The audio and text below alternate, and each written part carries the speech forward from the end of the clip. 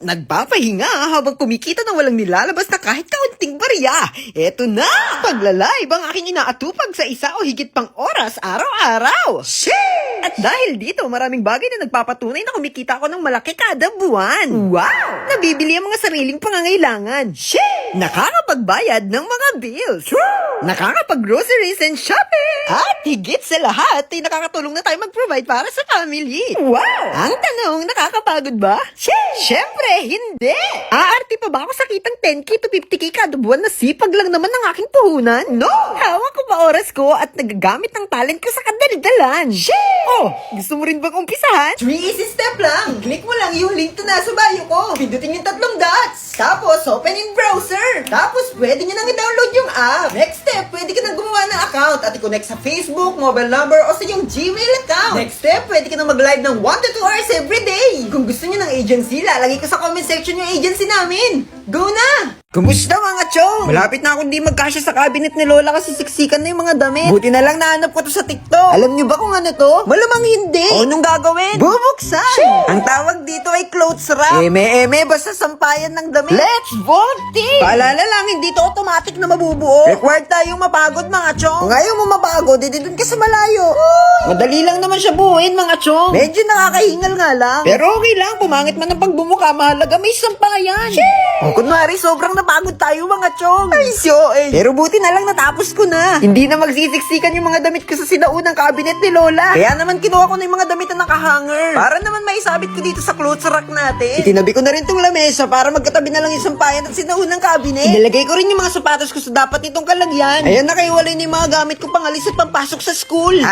#organize. Ang ayos at ang ganda, diba? Kung gusto nyo rin ng clothes rack na ito, nandyan yan sa yellow basket natin. Sheesh! Titikman! Sheesh! Hirap kumita ng pera.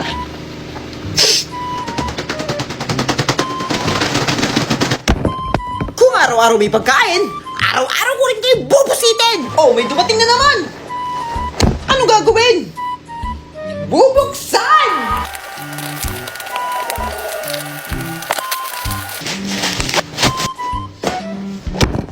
Kangkong chips! Sheesh! Alam niyo bang matagal ko nang kinikrib tong kangkong chips na to? Kaya nga umorder na ako eh. Buti na lang mabilis dumating. At dahil patay gutom ang pasneya, umorder tayo ng 3 flavor. Honey butter, sour cream at barbecue. Huwag na maraming sinasabi, Popsi. Tikman na yan! Sour cream, hot butter at barbecue. Bago natin yung tikman, may isa pa akong order na dumating. Alam niyo naman, mahilig tayo sa anime at favorite nating anime yung Black Clover. Kaya bumili ako ng sticker na ididikit natin dito sa Aqua Plus.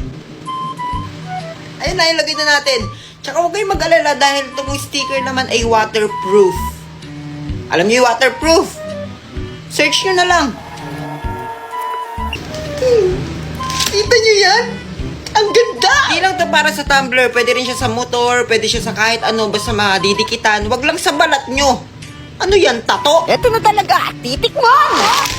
Unahin natin si honey butter. Sheesh!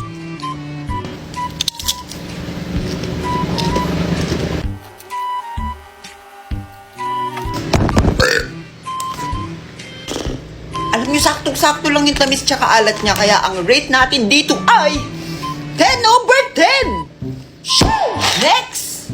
Sour cream! Alam niyo ba yung sour cream flavor? Isa yun sa mga pinaka-favorite kong flavor sa lahat ng mga chips. Kaya ako in-order to. Uy! Ang hinintay mo, Popsi? Buksan mo na! Ay, si OA talaga. Sheesh! Alam niyo yung amoy niya, para siyang vegetable chips. Eh, vegetable naman talaga to eh. At saka chips din. Ano ba?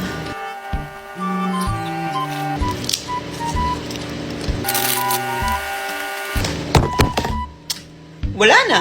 May nanalo na. Eto na yun. 10/10! May isa pa pala. Siyempre, hindi papahuli sa mga flavor itong bebe ko. Ay, si OA! Barbecue! Sheesh! Grabe yung amoy. Amoy barbecue. Ay, malamang!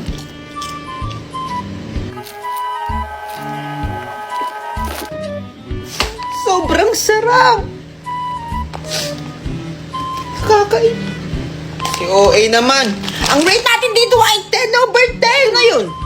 Ito na yung bago nating mamahalin.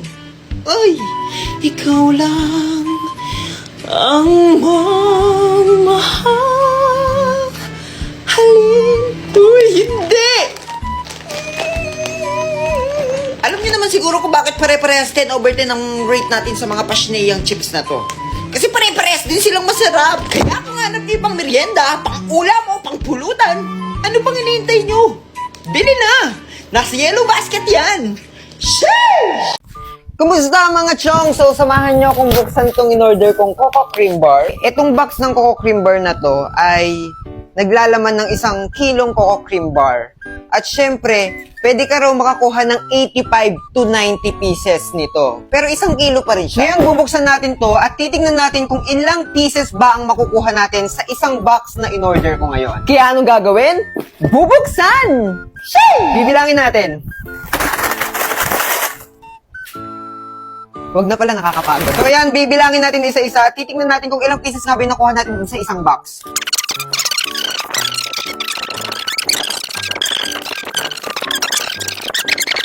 87, 88! So, doon sa isang box, mas laki tayo dahil nakakuha tayo ng 88 pieces. So, lagyan natin siya ulit dito sa box. Ayan. Panigurado ako, kapag nakita na naman ng mga pamangkin kong pinost ko itong video na ito na nireview ko na naman ng Coco Cream Bar, pupunta na naman sila dito at kakainin ng Coco Cream Bar o hihingi sila ng Coco Cream Bar para kainin nila. Go! So, itong nasa box, mixed taste siya. So, halo-halo siyang chocolate, strawberry, and matcha. Kasi yun yung mga flavor ng Coco Cream Bar. Pero pwede ka naman bumili ng isang box na matcha, isang box na chocolate, or isang box na strawberry. Depende sa kung anong gusto mo. Pero in-order ko kasi yung mix para matikman natin lahat. Titikman! Shee! Unahin natin tikman yung chocolate kasi yun naman yung flavor na pinakapatok sa kung ano-ano mang pagkain sa mundong ating ginagalawan. Hala!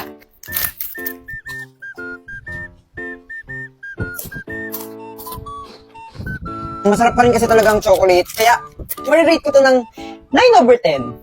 Shee! Next naman tayo dito sa strawberry. Ayan. Ako medyo hindi talaga ako fan ng mga strawberry lalo na kapag pinapartner siya sa mga wafer and also sa biscuit. Pero nung natikman ko to last time, masarap naman siya.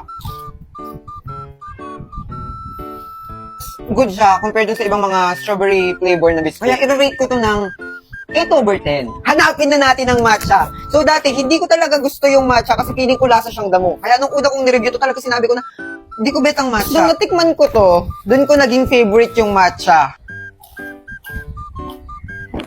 Ito yung flavor talaga na babalik-balikan mo dito sa Coco Cream Bar. Kaya marirate ko to ng 10 over 10. And overall, marirate ko tong isang box ng Coco Cream Bar ng 9 over 10. Unang-una, ay, thank you Lord. Napakarami niya. At sulit siya.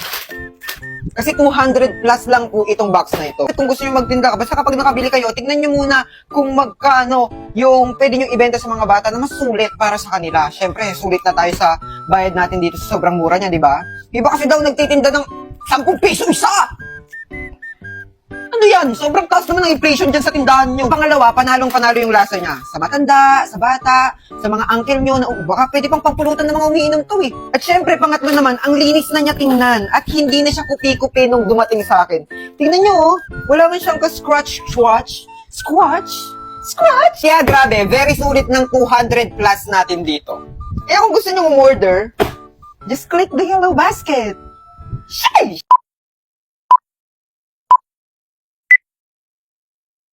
Ganito, dahil masaya ako ngayong araw na to, luluhod ka lang at gagapang ng 3 ikot. Tapos, pakakawalan na kita. Aso, ano yan tingin na yan, ha? Pinapaluhod ka na yung master. Hindi mo narinig? Pasensya na. Ang narinig ko lang, asong tumatahol eh. Wala akong taong narinig. Ikaw meron?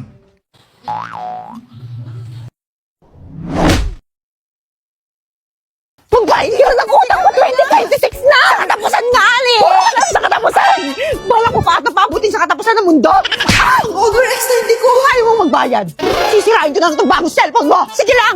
Gawin mo gusto mo! Bibilang ako ng 3. Magbabayad ka? O ilalaglag ko to? Isa! Sige lang! Dalawa! Ilalaglag mo! 3! Wala akong pakialam! Bakit gumagana pa rin? Sasagisaan ko to! Sige lang! Sagasaan mo! Gumagana pa rin? Over naman sa tibay! Ano ba klaseng cellphone to? Honor X95G yan, no?